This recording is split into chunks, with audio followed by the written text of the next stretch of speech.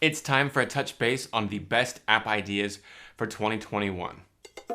Hello and welcome back to SWATage, the Software Innovation Lab. If you're new here, my name is Dale Richards. I'm a software innovator from Salt Lake City, Utah, and I love making software that changes the world. I'm building a SaaS product from concept to cash, and I'm taking you with me for the ride. If you want to build apps, grow your SaaS business, and make money doing cool software entrepreneur-related stuff, start now by subscribing and hitting the bell. Everybody on the channel, thank you so much for watching, and thank you so much for your comments and for your feedback. One of the things that I've heard from you the most is that you want more ideas on apps to create. So today, I'm going to share with you 5 current app ideas that are looking forward to 2021 and beyond. Now, why should I share with you app ideas? Well, mostly because there are so many different app ideas and opportunities out there that there's no way that I can possibly execute against all of them. And in an abundance mentality, you could think of a solution that is complementary or parallel to the solutions that I could think of. Plus, there's so much between you and monetizing an app and making a lot of money. There's so much work to be done. There's so much market validation that has to happen, like we've been talking about for the last 3 months on this channel. So if you can take an app idea to market, congratulations, you deserve every penny that you earn from taking that app idea and realizing it and making it marketable. So good job. Make sure you watch this video all the way to the end. We're going to cover 5 main app ideas, and I want you to concentrate and listen carefully because what you might hear about one market opportunity is different from what some other channel viewer might hear about the same opportunity. You're going to come up with different app ideas based upon the same market reports. So pay close attention, watch the video all the way to the end, and if you like it, give us a like and a comment. Here we go, number 1, Wi-Fi as a Service Help Desk app.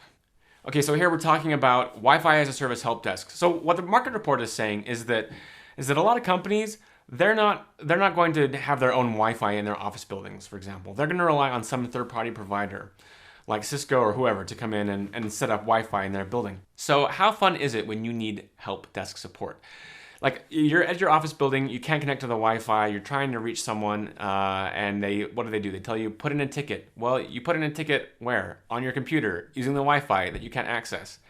So if we had a Wi-Fi as a service help desk app where you could you could submit your help desk request on your phone using your 3G, 4G, whatever, your cellular data connection, then you can get help more quickly and more easily without having to worry about logging in and submitting a ticket. Otherwise, you have to open up your phone, you have to log into the browser, and you have to submit the help desk request and check your email, blah, blah, blah, blah, blah. Well, if you just had the help desk app, that can make that a lot easier. The Wi-Fi as a service market size is projected to grow from USD $3.4 billion in 2020 to USD $8.4 billion by 2025, at a cumulative annual growth rate of 19.8%. That's a huge growth rate. GNSS Simulator app. I had to look this one up. GNSS stands for Global Navigation Satellite System.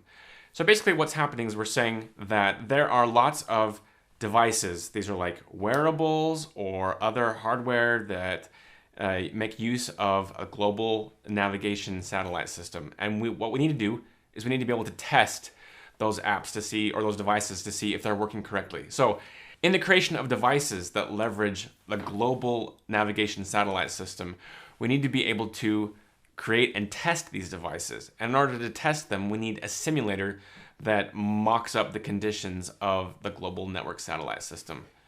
The major factors fueling the market growth including the growing penetration of consumer IoT products, unmanned aerial vehicles, and IoT applications. These factors are leading to a rise in the need for precise GNSS simulators to test various consumer devices. The increasing demand for software-defined radio, GNSS simulators, provides growth opportunity for the GNSS simulators market. So we need a way to test the growing portfolio of devices that leverage global satellite systems. IoT middleware app. So we're talking about the Internet of Things. We're talking about middleware that somehow connects different IoT solutions, devices with backends, processes, and APIs, etc. So this market is expected to grow from 10.1 billion USD in 2020 to 25 billion USD by 2025. That's a 19.7% compound annual growth rate. So it's pretty significant growth there. Markets and markets sites, increasing use of embedded sensors and availability of fast cellular networks, that's LTE and 3G, driving the adoption of IoT middleware platforms in healthcare and other verticals. So We're talking about middleware that handles device management, application management, and network management.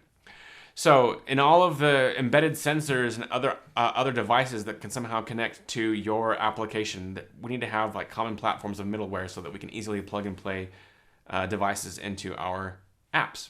Security as a service. We're talking about some kind of an app that identifies and assesses vulnerabilities in network security. Huge market growth here expected in the next 5 years, from 11.1 billion USD in 2020 to 26.5 billion in 2025. That's a 18.9% compound annual growth rate. So lots of growth there. Markets and Markets cites key factors driving the security as a service industry, including mandates to follow regulatory and data protection laws, an increase in demand for cloud-based security solutions, and high costs and risks in managing on-premise security solutions. So companies have to spend a lot of money securing their data, securing their users' data. They have to spend money basically showing that their networks are compliant, because networks actually get a lot of cyber attacks, and so companies need some kind of security as a service solution to simplify and reduce costs because they're spending a lot of money on security right now. Intelligent process automation. So here's the thing. We've got people working from home more because of COVID. We've got companies that are trying to manage productivity, and companies have to have more paperless workflows.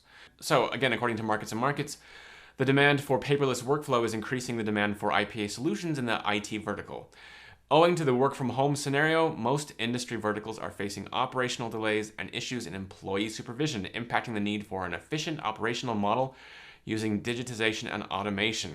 So some kind of intelligent process automation app that will allow you to create your workflows, execute them, monitor them, and make it more efficient to hand off tasks from one person to the next person to the next person. This market opportunity is expected to grow from $10 billion in 2020 to $16.3 billion in 2025. There you go, 5 market reports showing 5 major opportunities for you to create apps and make money in 2021.